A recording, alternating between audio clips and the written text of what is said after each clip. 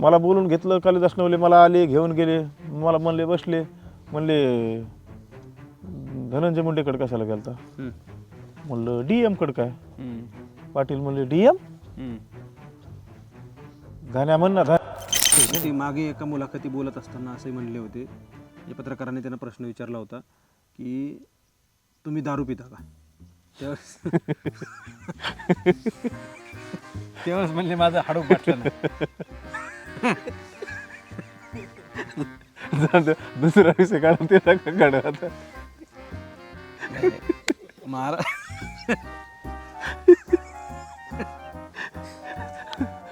दुसरं बोला काहीतरी. हे म्हणले आपल्याला प्रॉपर्टीच्या आरोपीवर असं असं करायचे. तर त्या टायमाला मी होतो नांदेडला. मला ह्याने फोन केला. मी सत्य सांगतो, सत्य कधी लपत नाही. मी तलवारी आणायला गेलतो नांदेडला, तुम्हाला एवढं बी सांगतो. एवढं चांगले उज्ज्वल निकम साहेब आहे का, जिथं सुनावणी करते आम्ही तिथं घुसलो होतो. पण जर म्हणजे त्या कोर्टरूम पशी त्या दरवाजा समोर गेलो, जर काही झालं असतं तर आम्हालाच गोळ्या घातल्या असत्या. आता थोडं त्या महाराष्ट्रातल्या 2 आमदारांची कोण नाव आहे, ती कोण आमदार आहेत, यांना ह्यांचं हे खच्चीकरण करणार होते. यांचं दादा गरुडच्या ऑडिओ क्लिपमध्ये होतं, तुम्ही जे ऐकलं. काही सांगायचं आहे, कोण आमदार आहेत ते? कालच्या पत्रकार परिषदेमध्ये तुम्ही असंही म्हटलं होतात की मी जर बाहेर निघालो तर तुमचं फार अवघड होईल. इतकं अहो ते जर आकडे सांगितले तर आहे का तुम्ही हपकाताने एवढे मोठे आकडे? ते आता ह्या प्रकरणामध्ये तुम्हाला मनोज जरांगेंनी का म्हणजे हे करण्यासाठी भाग पाडलं, किंवा मग काय तुम्हाला ब्लॅकमेल करण्यात आलं होतं? जसं तुम्ही म्हणालात मागाशी कालच्या 2 दिवसापूर्वी इंटरव्ह्यूमध्ये की मी फाशी घेईन जर तुम्ही हल्ला केला नाही. मग काय होतं सगळे नारायणगडावरचा कार्यक्रम, हे सगळं काय होतं नेमकं? काय झालं काय माहीत नाही. नंतर अनिल दादाचं वातावरण पॉझिटिव्ह झालं सर. कारण चिठ्ठी निघली म्हणल्यावर मी तर ओपन प्रचार करीत होतो अनिल दादाचा. ते पाटलानेच ते दाजीचं एवढं व्हायरल करून टाकलं की मग दाजीचं आणला. अंदाजीने किती गाबाळ दिलं. एक ब्लॅक कलरची गाडी घेऊन गेली तिथे सर गाबाळ. सर आता का ते खरं सोन्यासारखे माणसं. तर मी निलेश राणे साहेबाचे उपकार तर कधीच विसरणार नाही. धमकी नाही, त्यांना माहिती हे लय पालत्या काळजाचं आहे, धमकीला काय भेणार आहे. आणि भेट तर नाहीच त्यांना, एवढं बी माहिती. आणि त्यांना एवढं पक्का माहिती हे ह्याने हिरीत पाय सोडलेले, ह्यो काय माघार घेणार नाही, काय नाही. पण ह्यांना वाटलं कुठंतरी आपण पैशाची लालच जर दिली तर मॅनेज होऊ शकतोय. मला तेच प्रयत्न केले त्याने मॅनेज करायचे. आणि ते फोनसुद्धा आलेला आहे आणि ते आपल्याकडे सारा पुरावेसुद्धा आहेत. योग्य वेळेला आपण ते सुद्धा काढू. तुला आणि कुटुंबियांना सुद्धा तुकडे मोडू द्यायचो नाही असं? तुकडे मोडायला मी काय एवढा कमजोर आहे काय का? मी कुठं भ्रष्टाचार केला आहे का? मी कुठं प्रॉपर्टी माझ्याकडे गमवायला काय? मात्र काल ते बोलत असताना असं म्हटले की तुम्हाला बाहेरच येऊ दिलं नसतं, आम्ही कचाकच वकील उभा केले असते. आणि त्याने काय करायचं राहिलं होतं? आणि तिथं तुम्हाला सांग तो बी पुरावा आहे आमच्याकडं. हे सोपं नाही हो. माझ्या अख्या संसाराची राख लागली. समाजाला माहीत तळतळून विनंती, बाबा हो मी काय पाप केलेलं नाही. मी नगद नारायणाची शपथ घेऊन सांगतो, माझ्यावर भरवसा ठेवा. भविष्यात मी ह्या दुनियेत असन किंवा नसन, पण जर समजा मी निघून गेलो, आता 15 वर्षात मला पाटील कळले नाहीत तर समाजाला 2 वर्षात काय?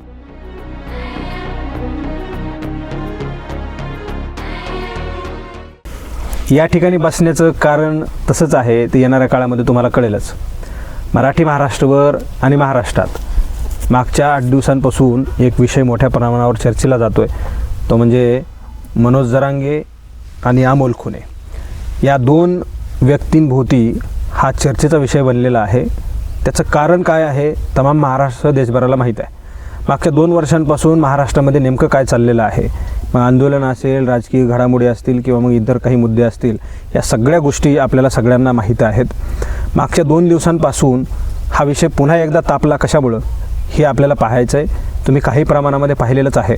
मात्र अमोल खुने, दादा गरुड आणि कांचन साळवे यांना मनोज जरांगेंच्या हत्येच्या कटाच्या आरोपात अटक करण्यात आलेली होती. त्यांना तब्बल जवळजवळ 2 ते 2.5 महिने जेलमध्ये राहावं लागलं. मागच्या 4 दिवसापूर्वी त्यांच्या जामिना झाल्या आणि जामीन झाल्यानंतर अमोल खुनेंनी मनोज जरांगेंवर गंभीर आरोप केले. ते आरोप नेमके काय होते ते सुद्धा तुम्ही पाहिलं. मात्र पुन्हा एकदा मनोज जरांगेंनी पोलीस अधीक्षक जालना यांची भेट घेतली आणि जी काही अर्ज अमोल खुने, मी आणि इतर कुणी दिलेले आहेत ते तात्काळ मंजूर करण्यात यावे आणि आमच्यासह सर्वांची नार्को टेस्ट करावी अशा प्रकारची मागणी त्यांनी केलेली आहे. आणि त्याबरोबरच बोलत असताना त्यांनी अमोल खुने यांच्या बाबतीमधले या इंटरव्ह्यूबद्दल तुम्हाला सांगायचं आहे की चालू आहे ना, तर ह्या सगळ्या गोष्टी आम्ही पाहिलेलं आहे की ज्या ज्या गोष्टी घडल्या म्हणजे काय की अमोल खुणेंनी पोलीस अधीक्षकांना निवेदन दिलं आणि माझ्यासह मनोज जरांगे यांची नार्को टेस्ट व्हायला पाहिजे, मला जाणीवपूर्वक जेलमध्ये टाकण्यात आलेलं आहे असं अमोल खुणेंना सांगितलेलं होतं आणि त्यांचं म्हणणं होतं. आणि या सगळ्या गोष्टी झाल्यानंतर पुन्हा एकदा पत्रकार परिषद घेतली मनोज जरांगेंनी आणि अमोल खुणेंना धमकीवजा इशारे दिले की तुला आणि तुझ्या कुटुंबियांना तुकडे मोडायला लावू, तुझ्यावर फौजदारी गुन्हे दाखल करू, कोपर्डीच्या प्रकरणामध्ये जे काही तू आरोप करतोयस त्याचे आरोप नाही तर तू आमच्यावर गुन्हे दाखल कर, आम्हाला कमिशनर बोलून घेतील आणि त्याच्यानंतर आम्ही उत्तर देऊ. या सगळ्या गोष्टी झालेल्या आहेत. त्यानंतर अमोल खुणेंनी पुन्हा पत्रकार परिषद घेतली आणि पलटवार केलेला होता. अमोल खुणे आता सध्या माझ्या सोबत आहेत. काय नेमकं घडलं, पूर्वीचे सहकारी आहेत, आता त्यांनी का सोडलं, त्यांच्यावर काय नेमके आघात झाले, काय त्यांच्या चुका झाल्या होत्या, समाजाचे त्यांनी काय केलं, हे सगळं जाणून घेण्यात अमोल खुणे आपलं मराठी महाराष्ट्रामध्ये स्वागत आहे. काल ह्या सगळ्या घडामोडी तर तुम्हाला माहीतच आहेत. मात्र काल मनोज जरांगेंनी थेट तुमच्या कुटुंबियांसह तुम्हाला धमकी दिली की बुवा तू जर आता शांत बसला नाही तर तुला आम्ही म्हणजे तुलाही नीट तुकडे मोडू देणार नाहीत आणि तुमच्या कुटुंबियांना नीट तुकडे मोडून देणार नाहीत असं त्यांचं म्हणणं होतं. शांत मी कशामुळे बसन, विनाकारण मला ह्याने आतमध्ये टाकलं आणि पुन्हा हेच काय म्हणतात की तुला आम्ही धमक्या देते. अरे उलट मी निर्मळ आहे ना, मी काही केलेलंच नाही ना, माझ्याकडेच सारं काय जे आहे ते तुम्हाला आतमध्ये टाकायचं. तुम्ही मला आतमध्ये टाकायच्या धमक्या देऊ नका, कारण मी काय नागो आहे ना, जे काय आहे तुमच्याकडेच आहे. तुम्ही जर माझ्या ह्या लढाईत मी 100% जिंकणार आहे, कारण मला आत्मविश्वास आहे, मी काही केलेलं नाही. तुम्हाला कुठंतरी भी वाटायला लागले त्याच्यामुळे तुम्ही त्या बाईटमध्ये चिडून बोललेलात. त्याच्यामुळे मी माझी सामोरं जायला तयार आहे ना. आणि राहिली दुसरी गोष्ट की हे काय म्हणतात की ह्याचं नाव घेतलं नाही, त्याचं नाव घेतलं नाही, ह्याला नाही बोलला, त्याला नाही, त्याचं नाव नाही घेतलं. मी काय म्हणतोय, आता समजा जर माझा कोणी आका असेल या केसमध्ये, मला जर कोणी सुपारी दिली असेल, तुमची माझी नार्को टेस्ट झाली तर मला ज्याला सुपारी दिली मी त्याचं नाव घेईन ना, तिथं नार्को टेस्ट मध्ये तर येतेच ना. मग कशामुळे मी कुणाचं नाव घेऊ, मला कोणी सुपारीच नाही दिली. त्या ज्या माणसाचं नाव घेतलं हे धनंजय मुंडे, तर त्यांचं कुठं त्यांच्यावर गुन्हा आहे का तिथं दाखल कंप्लेंट? गुन्हा कोणावर दाखल आहे? माझ्यावर आणि त्या दादा गरुडवर आणि नंतर कारच्या साळवे हे त्याच्यात वडीला. मी कशामुळे नाव घेऊ? गुन्हा कुणावर आहे? आमच्या तिघावर. मी त्यांचं सुद्धा नाव घेत नाही त्या पोरात सुद्धा, कारण जर मला जर सुपारी दिली असेल कुणा संग काय माहिती सेटलमेंट असेल त्या नार्को टेस्ट मध्ये येईल ना. आणि ह्यांना एवढं अवघड वाटलं की तू धनंजय मुंडे का नाही म्हणला, धनंजय मुंडे साहेबच का म्हणला. आता ती माझ्या आई वडिलाची मला संस्कृती पहिल्यापासून लाभलेली, वडीलधाऱ्या माणसाला आवाजावर बोलायचं. मग तो पैशावाला असो, भिकारी असो, रस्त्यावरला असो, कसला असो, आपल्याला काय घेणं, वैयक्तिक त्या कुणाचं काय घेणं देणं, आपण आपल्या संस्कृतीने चालतो. तो कुटुंबियांच्या बाबतीत जर बोलायचं झालं तर त्यांनी असं म्हटलं की ती जी कोणी तुमची आई किंवा पत्नी होत्या माय माऊली, त्यांनी म्हटलं किंवा अमोल नशा करतून त्याच्या नशातून त्याला कोणी करून घेतलं असेल म्हणून त्याला जाऊ द्या, त्याला सोडून द्या, त्याचं एवढं मनावर घेऊ नका असं म्हणून मला म्हणल्यानंतर मला थोडंसं वाईट वाटलं आणि म्हणून मी शांत बसलो होतो असं त्यांचं म्हणणं होतं. हे सगळं कसं वाटतं? त्यांना वाईट वाटलं असतं तर मला इनाकार त्यांनी जेलमध्ये घातलं नसतं ना. त्यांना सारा पिक्चर कळाला होता ना, ह्याने काही केलेलं नाही, काय नाही. पण ह्यांची TRP कमी झाली, ह्यांची मीडिया कमी झाली, महाराष्ट्रात थोडं नाव कमी झालं की हे असे जवळच्या माणसाचं समजा जर असं केलं तर लोक म्हणतील बापरे, जरांगे पाटलाला जवळच्या माणसापासून सुद्धा एवढा धोका आहे, माणूस किती हे बघा, जवळचे माणसं सुद्धा एवढं हे करायला लागले. पण माझा इतिहास काय आहे, इतिहास कधी लपत नसतो ना. ह्याने एवढे आरोप केले, सिद्ध तर कुठंच काय नाही झालं, विनाकारण मला गुतीलं. पण असं इथून पुढे तरी करू नका. सारे तुम्ही जवळचे माणसं गमेले जे आहेत ते तुमच्याकडे कसे माणसं ते सारे येणाऱ्या काळात लोकांना जनतेला कळणारच आहे. काल तुमच्याकडे म्हणजे तुम्ही पत्रकार परिषद घेण्याच्या अगोदर तुमच्याकडे काही लोक आले होते, काही शिष्टमंडळ मनोज जरांगेंचं, त्यांचं नेमकं काय म्हणणं होतं? ते तुम्हाला विनवणी करायला आले होते की नेमकी काय धमकी द्यायला आले होते? ते धमकी नाही, त्यांना माहिती हे पालत्या काळजाच आहे, धमकीला काय भेणार आहे. आणि भेट तर नाहीच, त्यांना एवढं बी माहिती आणि त्यांना एवढं पक्क माहिती ह्याने हिरीत पाय सोडलेले काय माघार घेणार नाही, काय नाही. पण ह्यांना वाटलं कुठतरी आपण पैशाची लालच जर दिली तर मॅनेज होऊ शकतोय. मला तेच तेच प्रयत्न केले त्याने मॅनेज करायचे. आणि ते फोन सुद्धा आलेला आहे आणि ते आपल्याकडे सारा पुरावे सुद्धा आहेत. योग्य वेळेला आपण ते सुद्धा काढू. कुणाचा फोन आलता, कुणी मला गाडीत बसवलं, काय केलं, सारे पुरावे आहेत. आता योग्य वेळेस ते बी आपण काढू. त्यांचं नेमकं काय म्हणणं होतं? बोलू नका, थांबा, किंवा हे बोलू नका, किंवा हे बोला, असं काही म्हणणं होतं? त्यांचं डायरेक्ट म्हणणं होतं बोलू नका, काहीच बोलू तुम्हाला काय समजा लागतंय गाबाळ ते आम्ही देत होतो. बरं. पण मी नाही ना, माझ्या नावाला एवढा मोठा धब्बा लागलाय. मला पैशाचं काय करायचं? हाय माझ्या पोटापुरतं ऊस आहे, हाय खाय पुरतं कडधान्य होतं, काय गरज आहे? खर्चाला पैसे होते ऊसाचे ह्याचे बोली तिथे. मग मी कशाला मॅनेज हो? माझ्या नावालाच धब्बा लागलाय. पैसा संघ येतोय का? पैसा प्रॉपर्टी काहीच संघ येत नाही ना. आज एवढे लोक समजा काही बी होते, जी. काय येतंय कुणा संघ? करदुडा सुद्धा संघ येत नाही ना. मग जे नाव आहे तेच माणसाचं नाव संघ येणार ना. जी. आज माझ्या गावात 100 50 एकरवाली माणसं आहेत. ह्याला कुणी ओळखीत आहे का? समजा हे 10-5 खेडे सोडून नाही ना. अख्खा महाराष्ट्र मला ओळखीत होता चांगल्या नावाने. तर हे केवढा किती मोठा धब्बा लावला माझ्यावर. फक्त कारण काय, तर ह्यांची TRP कमी झाली, मीडिया कमी झाली म्हणून मला ह्यांनी बळीचा बकरा केलं. माझा दोष काय आहे सांगा ना तुम्ही. मी जर दोषी ठरलो तर मी काय म्हणतोय, मला जी शिक्षा द्यायची ती द्या. एवढी घाण शिक्षा जगाच्या पाठीवर तसली शिक्षा कुणालाच नसेल. असली मी शिक्षा समाजाकडून मी भोगायला तयार आहे. तुमचा व्हिडिओ व्हायरल केला जातो मागच्या 2 दिवसांपासून. तुम्ही पूर्वीच्या काळामध्ये मनोज जरांगेंचं समर्थन करत असलं त्या व्हिडिओमध्ये दाखवलं जातंय. तो व्हिडिओ जुना आहे सांगितलं जात आहे, कसं सांगायचं याबद्दल? मग करीत होतो ना, उलट चांगलं आहे ना. त्यांनी माझा खरा इतिहास बी दाखवला ना, किंवा माणूस कसा होता, काय होता. मग मी सांगा ना, मला काय नव्हतं, सारं भेटत होतं ना. मी कमी विरोधात नाही गेलो, जाऊ द्या, समाजासाठी करतेत काहीतरी. पण ह्यांच्यात काही परिवर्तन व्हायना, काही बदल व्हायना. ह्यांचे जे स्वभाव आहे की जवळचे माणसं संपवायचे आणि आपलं नाव कसं एकट्याच मोठं राहील, हेच ह्याने केलं. तुम्ही इतिहास बघा ना, इतिहास साक्षीला आहे ना. शिवबा संघटनेतला एकतरी कार्यकर्ता यांच्यासोबत आहे का? एक बी नाही ना. सारे संपले हे नाही, कोणाला किंमत देत नाहीत, काय नाहीत. मी जर गेलो तर एककडेच बघायचं. माझ्या नातेवाईकांनी जर समजा एखाद्याने विचारलं तर असं नका, असं करा, काय ते म्हणजे त्यांची सिस्टीमच दुर्लक्ष करायचं. कोपर्डीच्या प्रकरणामध्ये नेमकं काय झालं होतं आणि तुम्हाला ह्या सगळ्या गोष्टी कशा सांगितल्या होत्या? काय करायचं होतं नेमकं? काय ठरलेलं होतं कोपर्डीच्या प्रकरणात? कोपर्डीच्या प्रकरणात काय, आम्हाला 5 जणांना उतरायचं होतं त्याच्यात, त्या आरोपीला मारायला. जरांगे पाटील, मी, गणेश खुने, बाबूराव वाळेकर आणि राजेंद्र जराड. तर तिथं कोयता बी जमाच आहे. 5 जणांचे 5? हा, कोयता बी जमा आहे तिथं. तर ह्याने काय केलं माहिती का, हे आम्ही हाणलं कुठे, ह्याला पायऱ्याच्या खाली त्या पटांगणात. जी. आणि हे म्हणले मी दुसऱ्या मजल्यावर उडी खाल्ली. आता दुसऱ्या मजल्यावर उडी खाल्ल्यावर माणसाचे हात पाय, माणूस तर वाचू शकत नाही, पण वाचले तर समजा हात पाय तर मोठे. ह्यांना कुठं खर्चटलेलं सुद्धा नाही. आणि ह्यानेच खोटं प्लास्टर हे करून इकडे गावाकडे आली, म्हणली मी दुसऱ्या मजल्यावर उडी खाल्ली. आणि आता ते SIT नार्को टेस्ट मध्ये येईल ना, ह्यांचा कुठं हात मोडला, काय झालं. ते असंही म्हणतात की कोपर्डीच्या प्रकरणामध्ये तुम्ही जे काही 4 जण होते ते जोपर्यंत घरी येत नाहीत तोपर्यंत मी घरी जाणार नाही असं म्हणून ते बाहेर फिरत होते. काय सत्यता आहे त्याबद्दल? घरी जात होते ना ते. फक्त ते थोडं आता काय माहितीये का, माझे मित्रच नंबर करे बाबूराव वाळेकर, ते आणि हे एकाच गल्लीत राहत. आणि आता कुणाच्या बी माता माऊलीला थोडं अवघड वाटते नवरा जेलला गेल्यावर, तर ह्यांच्या मंडळीचे आणि त्यांच्या थोड्या किरकिऱ्या व्हायच्या. आणि हे झालं. खूप भित्री आहेत पाटील, एवढे भित्री आहेत की भरपूर भित्री आहेत, हे मलाच माहिती आहे फक्त.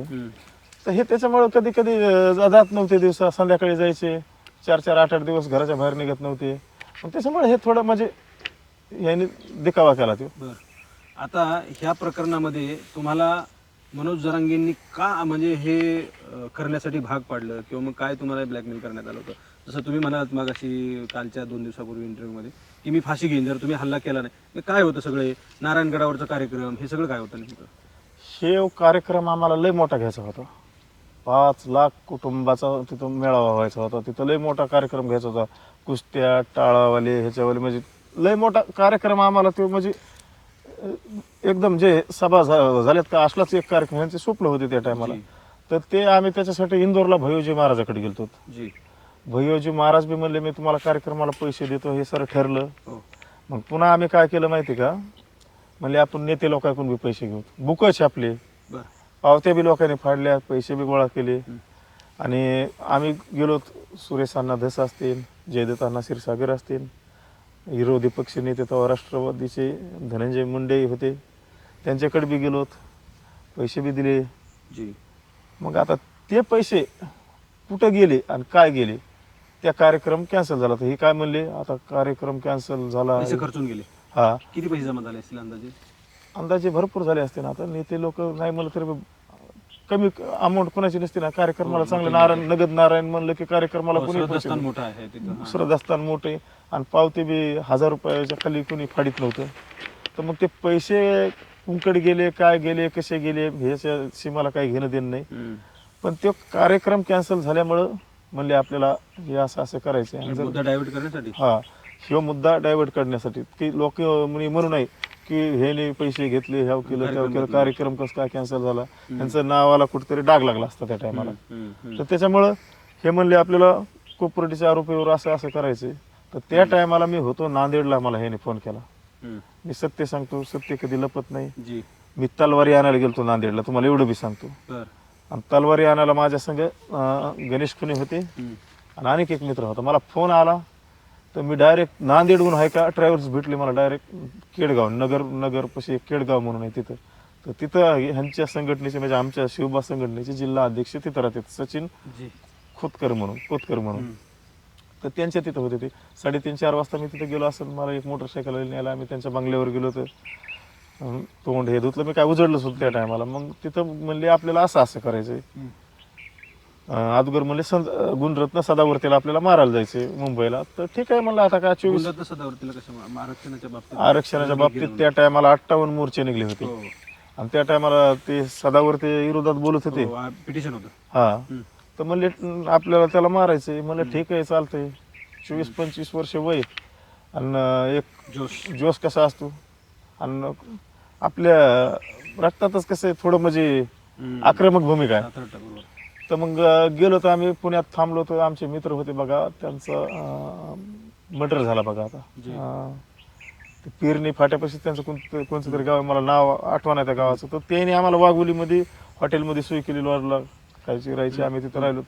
पण हे म्हणले मुंबईला जर हे आपण हल्ला केला तर ह्यांच्या मनात मी गुतन तिथं, कारण मुंबई आहे ती लवकर बाहेर निघते. हा. तर मग म्हणले नाही ते कॅन्सल आपला. तर मग आम्ही तिथून फिरलो वापस गावाकडे बी आलो. इथं मडी बघा, 30 गाव पाशी कानिपनाथ महाराजाची मडी. तर त्या विश्रामगृहात आम्ही थांबलो होतो. तिथं आमचे मित्र एकनाथ मरकड म्हणून. तर त्यांनी आम्हाला बेसन भाकर काय असेल भाजी भाकर त्यांनी तिथं सोय केली आमची जेवायची ह्याची. आम्ही म्हणजे अभियानात मी ह्यांच्या संग 2 वर्षे फिरलो. त्यांच्या घरी लय वेळेस मुक्कामाला थांबलेलो होतो आम्ही. तर मग तिथं थांबलो, जेवण हे केले. मग आमचं तिथं ठरलं असं असं करायचं म्हणून. ठरलं. मग पुन्हा तिथं मुक्काम टाकला. त्याच्यानंतर आम्ही गेलो सचिन कोतकरच्या इथं. तिथून मग आम्ही ते प्लॅन केला सर. मग आम्ही घुसलो. हा, सक्सेस झालं. एवढं चांगले उज्ज्वल निकम साहेब आहे का, जिथं सुनावणी करते आम्ही तिथं घुसलो होतो. पण जर म्हणजे त्या कोर्टरूम पशी त्या दरवाजा समोर गेलो, जर काही झालं असतं तर आम्हालाच गोळ्या घातल्या असत्या, आतंकवादी दहशतवादी काही म्हणून. पण आम्ही वाचलो. पुन्हा खाली आलो होतो. खाली आल्याच्या नंतर मग ते आरोपी 3 दिवस आम्ही ट्रॅपवर होतो त्यांच्या. एक दिवस त्यांना खाली तळमाडल्यातून नेलं, एक दिवस डायरेक्ट पाठीमागून नेलं, आणि 3रा दिवस पायऱ्याने उतरीत आणलं होतं त्यांना. आणि ते एकामेकाला असे दोरे बांधलेले असतात, त्याच्यामुळे ते आम्हाला ते राड्यात आमच्याकडून झालं. आम्ही केलं. तुम्ही हे सगळं केल्यानंतर म्हणून जरांगे पळून आले असंही तुम्ही म्हणाला होता. हा. ते त्यांना तिथं ते त्यांच्यावर हल्ला करायला नव्हते. तुम्हीच केला. आम्हीच केला. त्यांनी सांगितलं आणि तुम्ही केला. हा. आणि त्या टायमाला आमच्या केसचा तपास देशमाने साहेब म्हणून होते, आयओ आमचे. तर ते आयओने फोन लावला होता ह्यांना, जे हे आरोपी आहेत की हे सांगतात की आमचे संस्थापक अध्यक्ष मनोज जरांगे पाटीलच आणि आम्ही शिवबा संघटनेचे कार्यकर्ते. तर त्या टायमाला हे काय म्हणले, गर्व आहे मला माझ्या मावळ्यावर की ह्याने हे केलंय. तर मग आम्हाला त्याने एवढं टॉर्चर केलं. म्हणले तुमच्या ह्याच्यात सूर्य तेल टाकेन मी, तुम्ही नाव घ्या ह्यांचं. म्हणलं नाही, असं तसं चार्जशीटला तर आहे त्यांचं नाव, हे पण आम्ही नाही त्यांना आरोपी होऊन दिलं. आमचे किती हाल झाले असतील. हा, म्हणजे तुम्ही तुमच्यावर फार आघात करण्यात आले तरी तुम्ही मनोज जरांगेंचं नाव घेतलं नाही घेतलं. पण ह्या प्रकरणामध्ये ते बाहेर निघून आल्यानंतर त्यांचं काल असं म्हणणं होतं की मी असं कधीही केलेलं नाही, कधी होऊ द्या, मी समाजाच्या विरोधात अजिबात जात नाही. त्यांनी त्या पद्धतीने प्रश्न विचारल्यानंतर त्यांनी असं म्हणलं की मी समाजाच्या विरोधात कधी जात नाही आणि समाज मला समाजाने मला लेकरू मानलेलं आहे असं त्यांचं म्हणणं आहे. मग तुम्हाला समाजाने लेकरू मानलेलं आहे आणि आमच्यासाठी कमून असं केलं तुम्ही? आम्ही कुठं चुकलो होतो? तुम्हीच म्हणतात ना. त्यांची एक बाईट आहे बघा, काय म्हणलेले ते, महाराष्ट्रातला मराठा समाज तुमचं हे योगदान कधी विसरणार नाही आणि मी जवळ जिवंत आहे तोपर्यंत. हा, त्या काळातली बाईट आहे की मी तुम्हाला कधीही विसरणार नाही. मग आता कुठं गेलं तुमचं प्रेम? आता कुठं गेलं तुमचं हे? त्या टायमाला आम्हाला ते देवासारखं राणे कुटुंब धावून आलो आमच्यावर. खरं आता मी जर त्यांचं गुणगान गायलं तर पुन्हा मला त्या घराण्याला ट्रोल करते ते. अहो, लय मोठं योगदान आहे त्या घराण्याचं समाजासाठी. कोण कोणाला सोडावं लागलं, काय कहणं देणं, एवढ्याले मोठाले नेते मराठ्याचे, कोण धावून आलं त्या टायमाला? कोणी नाही धावून आलं. ते खरं सोन्यासारखे माणसं. तर मी निलेश राणे साहेबाचे उपकार तर कधीच विसरणार नाही. मी त्यांना भेटत नाही, काय नाही, काय आपली परिस्थिती नाही, आपण कुठं जावं त्यांच्याकडे, काय करावं. एवढे उपकार टॉपचे वकील आम्हाला दिले, हर्षद लिंबाळकर साहेब. त्यांनी जामीन केली. ह्यांना खर्चाला बी पैसे कितीतरी वेळ दिले साहेबांनी. त्या आमच्यासाठी त्याने आंबडपाशी एक गाव आहे माझ्या नंबर करायचं, तिथं सभा घेतली. पुन्हा नांदेडला घेतला कार्यक्रम, ते नरवाडी म्हणून इथं सोनपेठपाशी, तिथं कार्यक्रम घेतला. अहो, एवढे मोठे नेते तरी बी आमच्यासाठी आले. आणि त्यांचे स्वप्न काय होते? मी तुम्हाला अख्खा महाराष्ट्रात जे तुमचं योगदान एवढं मोठं तुम्ही केलेलं आहे, मी तुमचे म्हणजे हे करतो. तुम्ही तुमच्या सांगण्यावरून कळलं की तुम्ही किती त्यांच्या प्रती प्रेम करत होतात, समाजाप्रती तुमचं काय प्रेम होतं, आकर्षण होतं, हे तुमच्या सांगण्यावरून कळलं. मात्र काल ते बोलत असताना असं म्हटले की तुम्हाला बाहेरच येऊ दिलं नसतं, आम्ही कचाकच वकील उभा केले असते. आणि त्याने काय करायचं राहिलं होतं? आणि तिथं तुम्हाला सांग, तो बी पुरावा आहे आमच्याकडं.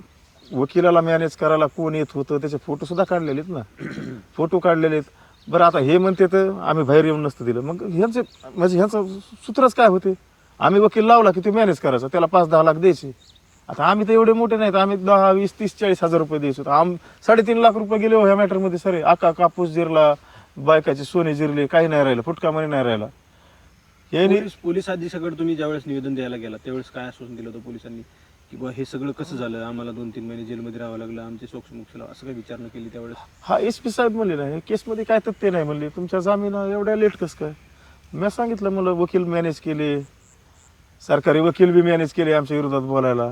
आमच्या तोंडाला काळं बांधूनच काय आणलं? ते काळं बांधून कुणाला आणते तुम्हीच सांगा ना? बलात्काराला आणि पुन्हा दरोड्याला, असल्या जे घाण कृत्य करते त्याला. आता ह्याच्यापेक्षा माझ्यावर वाईट टाइम कोणचा आणला हे? कसला डाग आहे हो? काळं तोंडाला बांधून कुणाला आणते? ते किती माझा अपमान केला ह्याने. ते दादा गरुडनं ज्या रेकॉर्डिंग 10 ऐकू घातल्या त्यावेळेस तुम्ही डोक्याला हात लावून बसला सांगितलं. नेमकं काय होतं त्या ऑडिओ क्लिपमध्ये आणि कसल्या ऑडिओ क्लिप आहेत त्या?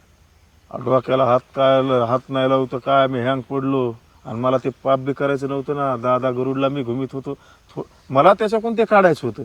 आता तुम्ही तर बघितलं त्या चार्जशीटमध्ये धनंजय मुंडेचा आणि माझा कुठे CDR निघत नाही, फोन नाही, कॉन्टॅक्ट नाही. मी दादा गरुडला घुलीत होतो, धनंजय मुंडेला बोललो, ह्या केलं त्या केलं. मला त्या रेकॉर्डिंग काढायच्या होत्या, त्या रेकॉर्डिंग. आणि मी त्याला बोललो, तू बीडला मी तुला देतो म्हणलं पैसे, असं तसं 2 कोटी रुपये. ते मला म्हणला, तुम्हाला मी त्याच्यातले 50 लाख देतो. मी म्हणलं, बाद झालं मला 50, भरपूर झालं माझ्यासाठी.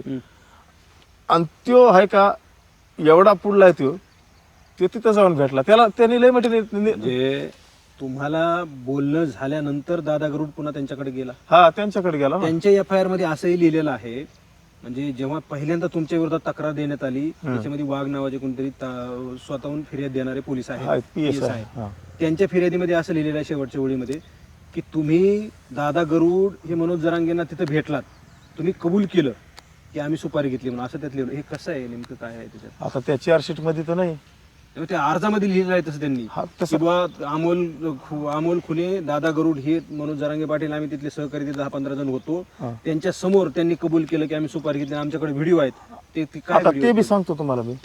आता दादा गरुड तिथं अगोदर जाऊन भेटला त्यांना. दादा गरुडनी त्यांचे कान भरले. दादा गरुडला वाटलं मी जरांगे पाटलाचा उजवा हात होईल. आता हे सर हे पुरावे द्यायचे आणि हेअर कटिंग बी केलेले द्यायचे. बेसन भाकर खाल्ली, बेस्ट खाल्ली, बेस्ट वर हसत हसत बैठ देतो. म्हणजे प्लॅन बघा किती.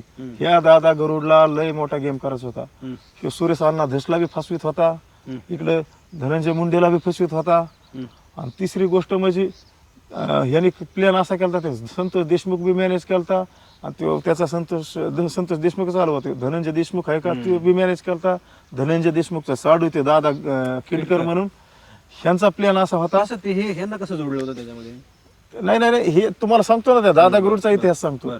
तर ह्याला पिक्चर ह्याने काय केलं पिक्चर की सेटलमेंट केली ती धनंजय देशमुखची आणि ते दादा किंडकरची आणि दादा गरुड ह्यांचा प्लॅन 20 कोटी रुपये हे तर भेटला नाही धनंजय मुंडेला, हे दादा गरुड ह्यांनाच घुमिलं आणि हे मॅनेज बी व्हायच्या तयारीत त्या टायमाला. पण ते भांड उघडं पडलं. ते भांड मला वाटतं कळलं लोकाला, त्याच्यामुळे आहे का हे गोष्टी उघड्या पडल्या. तरी पाटलाने एका टायमाला बाईट दिली ती बघा, मला सांग, तुम्हाला बी आठवत असेल.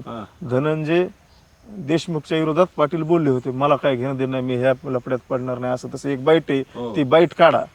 ते मॅटर तेच होता.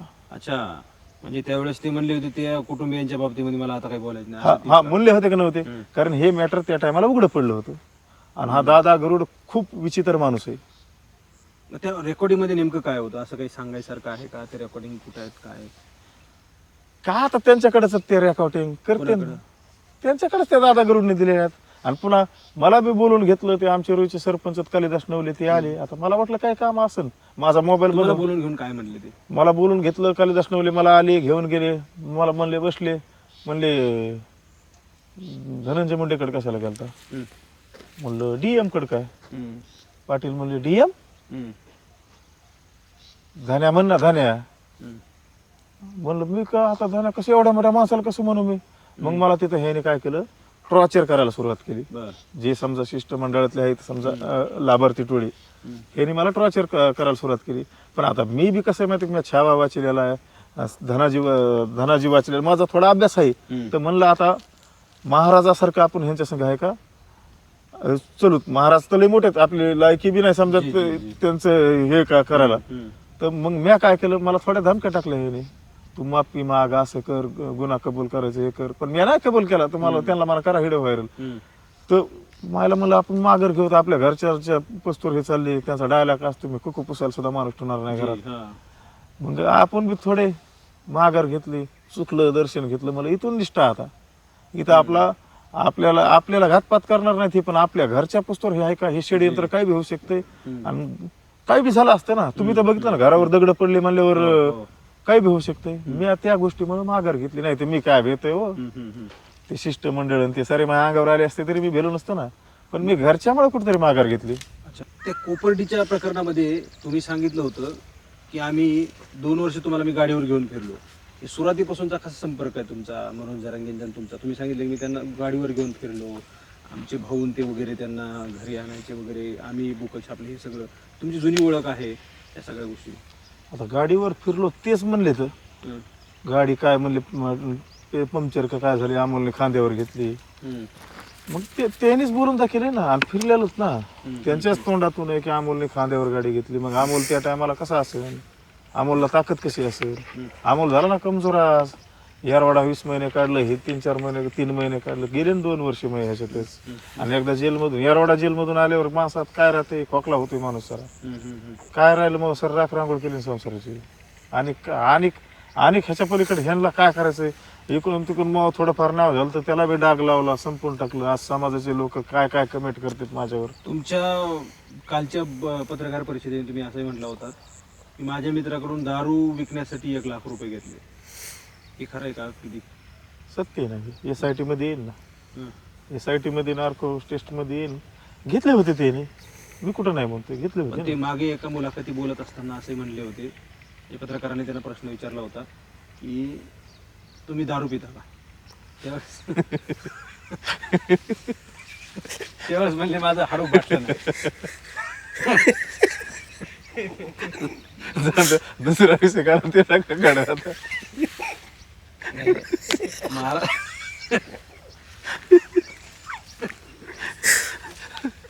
दुसरं बोला काहीतरी. महाराष्ट्राला कळलं पाहिजे, हास्याचा विषय नाही आहे, महाराष्ट्राला कळलं पाहिजे. ते असं म्हणलात म्हणजे माणसानं किती खरं आणि किती खोटं बोलायचं ह्याची तुम्हाला सवय असली पाहिजे, आणि तुम्ही किती खरं बोलायचं हे तुमच्यामध्ये असलं पाहिजे. ते मला म्हणजे त्या पत्रकारांना बोलत असताना म्हणले आपलं हाडूक बाटलं नाही, कुठल्या कसल्याही टेस्ट करा असं ते म्हणले, मी कधी दारू पिलो नाही असं ते म्हणत होते. तुम्ही सहकारी होतात तुमच्या सोबत किंवा तुमच्या सोबत असताना किंवा तुमच्या कानावर कधी आलं का ते असे दारू वगैरे प्यायचे? सध्या आता ती SIT मध्ये नार्को टेस्ट मध्ये येणं मला नाही, मला बिले ना पोटात बिले आहे का कस तरी म्हणजे खळबळ होते मला. पाटलाचा विषय एवढं खालच्या पातळीचं नाही बोलू वाटत. शेवटी लय प्रेम केलेलं मी त्यांच्यावर. महाराष्ट्राला जाणून घ्यायचंय की ते असं म्हणलं, सगळ्यात महाराष्ट्रात गाजलेला प्रश्न होता तो, तुम्ही पिता का हो? त्यांना कारण काय आहे की सोशल मीडियावर ट्रोल केलं जायचं, बेवडा वगैरे असं. माफ करा मी म्हणजे ह्या सगळ्या गोष्टी बोलतोय, पण असं खालून सोशल मीडियावर ट्रोल केलं जायचं त्यांना. म्हणून मी त्या पत्रकाराने जाणीवपूर्वक त्यांना प्रश्न विचारला होता की तुम्ही दारू पिता का हो? बरं आता ऐका, तुमच्या किडन्या खराब झाल्या, मग हे काय नेमकं कारण आहे असं त्यांचं म्हणणं होतं. तुम्हाला सांगतो हे काय म्हणले, मी जी चकला आंब्यावरून पळवलो तर माथुरी पुस्तवर थांबलोच नाही. आता चकला आंब्याचा आणि माथुरीचं अंतर किती माहिती का? 15 ते 15 किलोमीटर तर असेल ना. हो. मोटरसायकल दमण राहत्या रस्त्याने, एवढे रस्ते बेकार होते. आणि हे पळले कसं काय 15 किलोमीटर? नुसतं काय थम्सचं एकच थेंब पेले होते तिथवर पळले. 1 किलोमीटर माणूस पळलो तर उन्हाळा दिवस मला कोरडा पडतोय, माणूस चक्कर येऊन पडून. ते कधी दारू पिलेत का नाही? हो मध्ये प्रश्न द्या, उत्तर द्या. काहीच उत्तर देत नाही मी आता त्या प्रश्नाचं. बरं, त्यांनी असं म्हटलं काल की माझ्या पाठीमागे 6 कोटी मराठा आहे आणि तो असा एवढ्या वेळेत नाही, तो शांत आहे, तोवर शांत आहे, तो तुटून पडेल तुमच्यावर, असं त्यांचं म्हणणं आहे. मग ह्यांचं राजकारणच कसं आहे? ह्यांचं जे समजा हे महाराजाचं नाव घेऊन राजकारण करतात, पण विचार सारे औरंगजेबाचे. हे तुम्ही काय करायला लागले? जाती जातीत भांडणं लावा लागले ना. तुम्हाला फक्त तुमची पोळी भाजायची, समाजाला घेऊन मध्ये नका ना पडू. समाज, मराठा समाज हा हाय महाराष्ट्रात आम्ही सगळ्यात जास्त, पण आम्ही कुणावरच अन्याय करीत नाहीत आणि आमच्या ते रक्तात बी नाही. पण पाटलांनी समाजाला एवढं म्हणजे हे केलंय, सॉरी काय म्हणतात ते, कसाब बनवून टाकेला समाज. त्यांच्यासाठी आक्रमक करून टाकले सर समाजाला. आणि ही आक्रमक भूमिका चांगली नाही. हे कायद्याचं राज्य आहे, घातक एवढी की आज तुम्ही सांगा ना किती मुलाचं वाटोळ झालं हो. हे जाळपोळ मध्ये किती मुलं गुंतलेले, तर बस जाळल्या, आमदाराचे बंगले जाळले, सगळ्यावर गुन्हे. आश्वासन दिलं होतं मागे घेऊन सरकारने, तुमच्या त्या GR मध्ये सुद्धा त्यांना आश्वासनामध्ये सुद्धा सगळे गुन्हे मागे घेऊन 2 वर्षापूर्वी सांगितलेलं. कुणाचेच गुन्हे वापस घेतले नाही ना. तुम्ही तर जेल खेटून आला. मी तर जेल खेटून आलोय, कुणाचे गुन्हे वापस घेतले नाही. काय काय पोरांनी 3-3, 4-4 महिने जेल काढले. काय परिस्थिती होत्या त्यांच्या, आणि भविष्यात कसं खेटीत ते लय अवघड आहे. हे सोपं नाही हो. माझ्या अख्ख्या संसाराची राख लागली. समाजाला मी तळतळून विनंती, बाबा हो मी काय पाप केलेलं नाही. मी नगद नारायणाची शपथ घेऊन सांगतो, माझ्यावर भरवसा ठेवा. भविष्यात मी ह्या दुनियात असेन किंवा नसेन, पण जर समजा मी निघून गेलो तर माझ्या, तुम्ही आज हे जे बोलतात माझ्यावर कमेंट टाकतात, ह्या गोष्टीचा तुम्हाला उद्या खूप पश्चाताप होणार. काय काय कमेंट टाकतात आज माझ्यावर, मी काय पाप केले हो. समाजासाठी एवढं करून मी कुणाचा रुपया खाल्ला नाही, काय नाही. ते बी नार्को टेस्टमध्ये SIT मध्ये येईन ना. काय मला म्हणते तो तुला ह्यानेच पुढे केलं त्यानेच पुढे केलं. मी तुम्हाला गप्पा हानीत नाही. मी काळ्या मातीत आपण आणि दिवस मावळत आलाय, तुम्हाला गप्पा हानीत नाही हो. ह्या मावळलेल्या दिवसाचं दर्शन घेतो मी. मला कुणाचा सपोर्ट नाही ह्या लढाईमध्ये. काय मायावर बेतली असेल, काय ट्रोल व्हावं लागलंय मला. काय घाण कमेंट येतात, काय माझ्या घरच्यावर सुद्धा कमेंट टाका लागले. हे आपल्या मराठ्यात संस्कार नाहीत बाबा हो. तुम्हाला मला काय बोलायचंय बोला, मला कुठं मारायचंय मारा, कुठं गाठून, पण माझ्या घरच्यावर बोलू नका. मला वाटत नाही मग तुम्ही मराठा असताना म्हणून जे असे कमेंट टाकत असतील माझ्या घरच्यावर. कालच्या पत्रकार परिषदेमध्ये तुम्ही असंही म्हटलं होतं की मी जर बाहेर निघालो तर तुमचं फार अवघड होईल. म्हणजे विधानसभेला कोणी कुठं डील केली, कोणाला काय टेंडर मिळाले, कोणाला कशा प्रकारची मिळकत मिळाली. त्यांची सहकार्याच्या 2-3 जणांची तुम्ही नावं त्या अर्जामध्ये सुद्धा घेतली होती. हे नेमकं काय आहे? विधानसभेला कुठली नेमकी सेटलमेंट झाली? तुमच्या माहिती सुधार तुम्हाला काही सांगायचं आहे का की भविष्यात सांगणार आहात? कोणाच्या विधानसभेसाठी? ते तर तुमच्यावर गंभीर आरोप करतायत. माझ्यावर किती बी आरोप करून द्या ना, सिद्ध काय होणार? ह्योच आरोप केला तर सिद्ध नाही झाला त्यांना. आणि राहिली गोष्ट सर माहिती मला, कुणी किती कोटीचे, किती 1000 कोटीचे, 500, 200, 100 कोटीचे कुणी टेंडर आणले. ह्यांच्याच आशीर्वादाने ह्या लाभार्थी टोळीला जे काम भेटून द्या, चांगली गोष्ट आहे. पण साऱ्या समाजाचंच भलं होईल ना. तुम्ही एकटेच खाऊ नका ना. द्या ना गोरगरीब ग्रामपंचायत वस्तूवर, कोणाला 5 लाखाचे, 20 लाखाचे, 10 लाखाचे काम. एक जण जवळचेच सर इतकं अहो ते जर आकडे सांगितले तर आहे का तुम्ही हपकाताना एवढे मोठे आकडे ते आणि भविष्यात कळून तुम्हाला कुणाचे काय टेंडर पास होणार थांबा आता थोडं. त्या महाराष्ट्रातल्या 2 आमदारांची कोण नाव आहे, ती कोण आमदार आहेत ज्यांना ह्यांचं हे खच्चीकरण करणार होते, यांचं दादा गरुडच्या ऑडिओ क्लिपमध्ये होतं, तुम्ही जे ऐकलं, काही सांगायचं कोण आमदार आहेत ते काय आमदार सुरेश अण्णा दसे एक होते हां आणि हे आमचे गेवरायचे. विजयशी पंडित हा कोण आणि काय विषय होता तो काही सांगायचा सांगता येईल तुम्हाला आता? काय सांगावं आता ते तुम्ही असं मीडियावर असं बोलते म्हणल्यावर एकांतीत बसल्यावर काय तोंडातून शब्द निघत असतील त्यांच्या, कसे बोलत असतील ते लय खालच्या पातळीवर बोलतात. ह्या संदर्भामधले त्यांचे काही रेकॉर्डिंग्स आहेत होत्या ते त्यांच्याकडेच आहे, त्यांनीच काढावं आता ते. आपण आपल्याकडे काय आहे आता. विधानसभेला सेटलमेंट म्हणजे तू शेवटच्या दिवसापर्यंत सेटलमेंट केली असं त्यांनी सांगितलं. मग झालं ना सेटलमेंट, कोण म्हणलं झालं नाही. आता तुम्हाला बीड मतदारसंघातलंच उदाहरण देतो.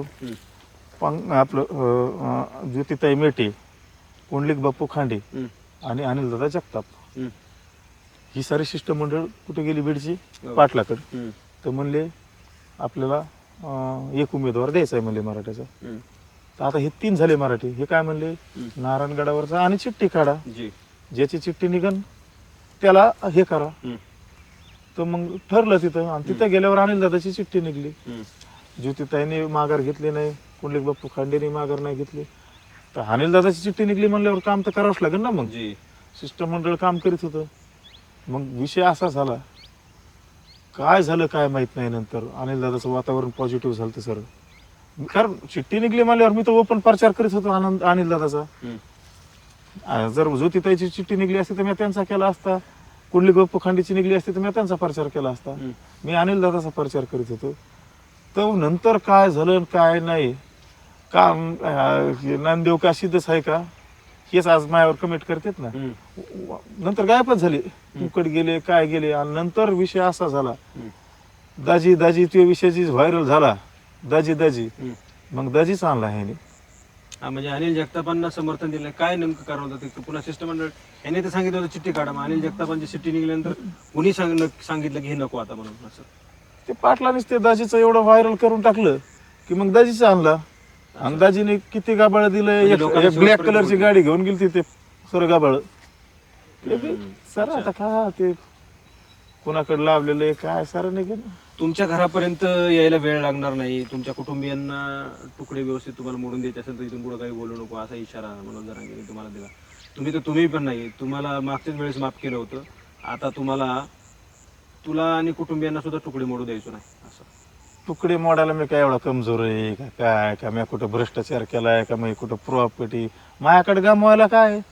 तुकडे मोडायला काय माझ्याकडे गमवायला काय नाही, पण खायला प्यायला भरपूर आहे. 4 एकर जमीन आहे, दोघा भावात ऊस आहे, ऊसाचे पैसे खर्चायला होते. आणि कडधान्याला जे जमीन आहे त्याच्यात भागत आहे आमचा. तुकडे मोडायची काय गरज आहे. उलट आमच्यातच दानत आहे. आमच्या दारात कुणी बियाला भेकारी तर आम्ही त्याला भाकर तुकडा देत होतो. कारण ते रक्तातच आहे पहिल्यापासून. 96 कुळी मराठ्याच्या दारात कुणी बी आलं तरी खाली हात जाऊन द्यायचं नाही. आणि तुम्ही काय आम्हाला तुकडे मोडायला होता, तुम्ही तुमचंच बघा ना. तुम्हाला ते बोलत असताना असंही म्हणले की आमच्यावर गुन्हे दाखल करा. कोपर्डीच्या प्रकरणामधले जे काही तुमच्याकडे व्हिडिओ काही पुरावे तुम्ही म्हणतात ना, किंवा मी तुम्हाला हल्ला करायला लावला, हे जे काही पुरावे तर आमच्यावर गुन्हे दाखल करा असं म्हणले ते तुमच्या. मग आता पुरावे मी कालच मीडियाला दाखवलेत ना पुरावे काय आहेत ते. आता ते चार्जशीट बी निघले, त्याच्यात किती जागेवर नाव आहे बघा यांचं. आणि काय पुरावे ते SITत निघेल ना सर. SIT फौजदारी गुन्हे दाखल करा म्हणतात. कसल्या जोरावर म्हणजे नेमकं काय? माझ्यावर ना करते ना. करा, मला कुठं फौजदारी गुन्हे दाखल करायचे. तुम्हाला तर लय मोठाले सपोर्ट येतं, मला तर कोणाचाच सपोर्ट नाही. पण माझ्या मागे बी जनता येईन ना. उद्या जर मला माझ्यावर असे खोटे गुन्हे केले तर लोकांच्या लक्षात येईल. आणि माणूस चिडल्यावर काय बी करू शकतोय. भविष्यात तुमचा पुन्हा आणखी धोका आहे. मनोज जरांगेंचं असं म्हणणं आहे की धनंजय मुंडेंनी पुन्हा तुम्हाला सुपारी दिलेली, ती आता सुपारी दिलेला इसार दिलेला आहे म्हणून तुम्हाला ते स्वस्त बसू देईनात म्हणून तुम्ही बोलतायत असं त्यांचं म्हणणं आहे. आणि कुठे गेला इसार? मग घालायला चप्पल नाही मला. ह्या बाई कपडे फाटलेत नाही सर, ह्या बाई तुम्हाला लागतो. कुठे गेला ते इसार जागतोय काय? आमच्या सारख्याकडे पैसे असल्यावर आम्ही कपडे तर चांगले घेतो ना. गाडी बोलत असताना कालही असं म्हणाला की मला तडीपार केलेला. किती गुन्हे दाखले तुमच्यावर? माझ्यावर आता एकच गुन्हा दाखल आहे. तुम्हाला सांगतो. मला कालचा का? हे नाही, ह्याच्या अगोदर तडीपार केलेलं आहे मला. मग कुठला तो कसला गुन्हा आहे? ते कोपर्डीचा गुन्हा. अच्छा, हा. तो झालाय कुठे नगरला. त्याच्यात शिक्षा लागलेली, मी जामीनवर बाहेर, एका गुन्ह्यावर तडीपारी होती का तुम्हीच मला उत्तर द्या. तुम्हाला कधी तडीपार केलेलं? 3-4 महिने झालं तडीपार केलेलं आहे मला, 2 वर्षासाठी तडीपार केलेलं आहे मला. मी तर हलणारच नाही आता, मला तडीपार केलं नाही, येऊन द्या कुणाला मला उचलायला यायचं तर. कोणत्या बेसवर तुम्ही कुठल्या जिल्ह्यातून तडीपार केलं? बीड जिल्हा तडीपार केलेले. अच्छा. कोणत्या बेसवर मला तडीपार केले? मी काय बलात्कार केलेत का, डाके टाकलेत का, दरोडे टाकलेत का, काय कुणाला हाणलंय का, मारलंय आणि तडीपार केलंय? कालच्या पत्रकार परिषदेत तुम्ही असंही म्हणत होतात की मला तडीपार केलं आणि मागच्या काळामध्ये जे काही एमपीडीए मध्ये होते 4 जण, त्यांच्या मेवण्याला फक्त जिल्हा बंदी केली आणि बाकी एमपीडीए मध्ये जेलमध्ये आहेत, त्यांचा मेवणा बाहेर आहे का आता? हा, त्यांचा मेवना काय जालना जिल्हा बंदीत, मेवण्याला संभाजीनगरला मेवना. अच्छा. आणि गेवराला बी असतो कधी मध्ये येणं जाणं, संध्याकाळी येणं जाणं जातो. हा, संध्याकाळी तुम्ही जातो. म्हणालात की त्यांना पूर्वी राहायची व्यवस्था, घराची काही व्यवस्था नव्हती, आता त्यांच्याकडे 7-7 टिप्पर आहेत, हायवा आहेत, मोठमोठे घर बांधले, आयफोन आहेत, की काही आहे सत्यता? सत्यता आता बघा ना, अगोदर तर त्यांचेच मेवणे 500 रुपये 700 रुपये रोजाने कुठे होते आपल्या वाळूच्या लोकेशनला, मग डायरेक्टच 5-7 हायवा, बंगला, 4 व्हीलर गाडी, हे कुठून आलं?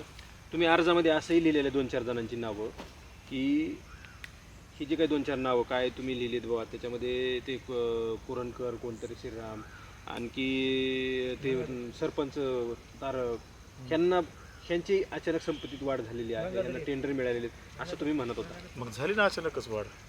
60-60, 70-70 लाखाच्या गाड्या, ज्या माणसाला मोटरसायकलवर फिरणाऱ्या माणसाकडे डायरेक्ट एवढं एकदम कुठून येते? तुम्हीच सांगा मला. आता मी तर एवढे दिवस झालं चळवळीत आहे, 15 वर्ष झालं, मला मोटरसायकल बी नाही घडली. आणि मग ह्यांच्याकडेच कसं काय डायरेक्ट आलं एवढं? असं उत्पन्न कोणतं आहे? सोनं पिकत आहे का शेतात, इथून मागच नाही पिकलं ना आता पिकायला लागलं का गांजाची शेती, ह्यांची काय कळणार बी मला. म्हणजे समाजाला का कळत नाही? समाजाचे लोक काय ह्याला, म्हणजे लोकांना तुम्हाला काय वाटतं की ह्या सगळ्या गोष्टी होत असताना सुद्धा समाजाची लोक त्यांना सपोर्ट करतात, काय कारण असेल? आता 15 वर्षात मला पाटील कळले नाहीत, तर समाजाला 2 वर्षात काय कळते? म्हणजे ह्या सगळ्या गोष्टी तुम्हाला कुठेतरी अडकवण्यासाठी केलेल्या आहेत, तुम्ही त्याच्यामध्ये दोषी नाही आहेत, जाणीवपूर्वक तुम्हाला अडकवलंय. जसं तुम्ही कालच्या पत्रकार परिषदेमध्ये मनोज जरांगेंना एक उपाधी दिली होती औरंगजेबाची, तसं तुम्हाला ते तुम्ही उदाहरण सुद्धा दिलं होतं की त्यांनी भाऊ आईला संपवलं गादीसाठी, तसं हे सगळं चाललेलं आहे. मग ते तसं बोलले म्हणूनच मी त्यांना तसं उत्तर दिलं ना. औरंगजेबाचे कूटनीती कशी होती? स्वतःच्या भावाला मारलं, बापाला मारलं, आईला मारलं. किती क्रूर होता औरंगजेब. पण हे कायद्याचं राज्य, हे कायद्याचं राज्य नसतं तर ह्यानी बी माझं तसंच करून टाकलं असतं ना. मला तुम्हाला आणखी एक हे मध्ये थांबून प्रश्न विचारायचा, वेळ खूप झालेला आहे आपल्याकडे, आता संपवायचं आहे आपल्याला. तुम्हाला त्या दिवशीपासून बाहेर आल्यापासून, तुम्ही निवेदन दिल्यापासून किती फोन आहेत, किती संपर्क आहेत? मी आता पाहिलं अनेक फोन तुम्हाला येत होते.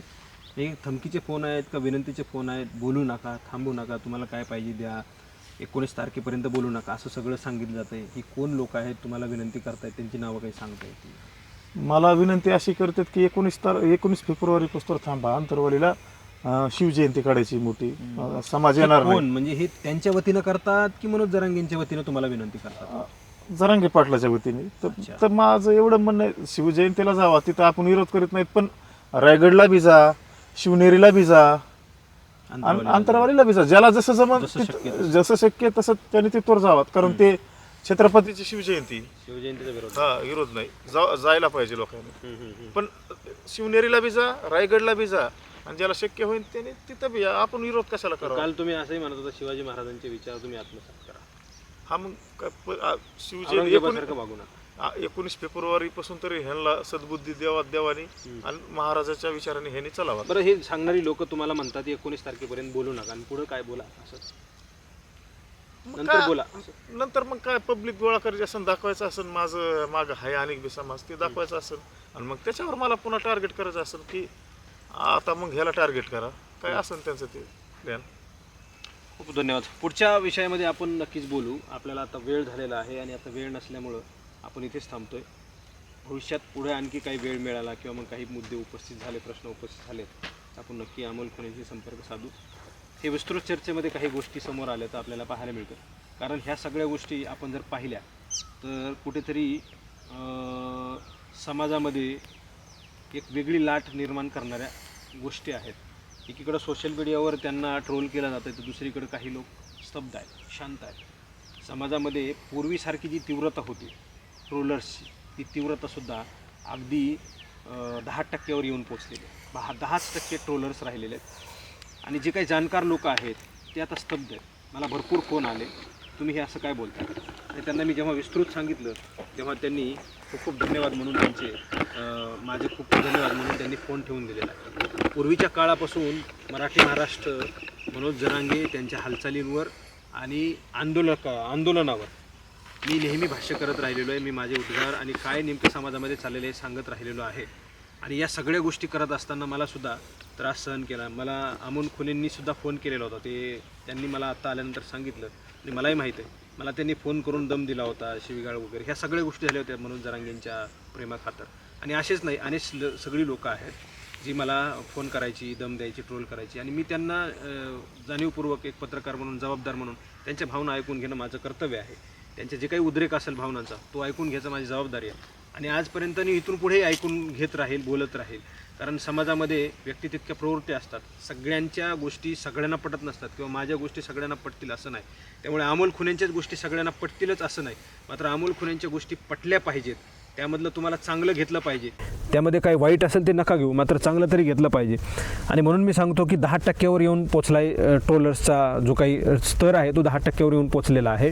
आणि जे काही लोक शांत आहेत, हे लोकांना सगळ्या गोष्टी पटलेल्या आहेत. काही लोक जे आहेत ते बोलत जरी नसले तरी ते शांत आहेत, आणि त्यांचं स्पष्ट असं म्हणणं आहे की इथे कुठेतरी गफलत होत आहे. गफलत काय होत आहे, मूळ मुद्दा लोकांना कळतच नाही. येणाऱ्या काळामध्ये सगळ्या गोष्टी कळतील. अमोल खुनेंनी सांगितलं की येणाऱ्या काळामध्ये तुम्ही जर शांत बसला नाहीत, तुम्ही जर लोकांना अशाच प्रकारे जेलमध्ये टाकत राहिले, तर येणाऱ्या काळामध्ये आम्ही जे काही आमच्याकडं आहे ते सगळं बाहेर काढल्याशिवाय राहणार नाही.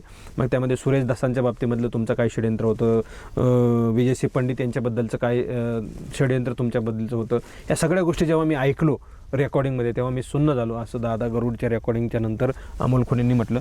त्यामुळे ते रेकॉर्डिंग नेमके काय आहेत समाजासमोर येणं गरजेचं आहे. अमोल खुनेंनी सुद्धा विनंती केली की SIT आणि चौकशीमधून ते रेकॉर्डिंग बाहेर आणा.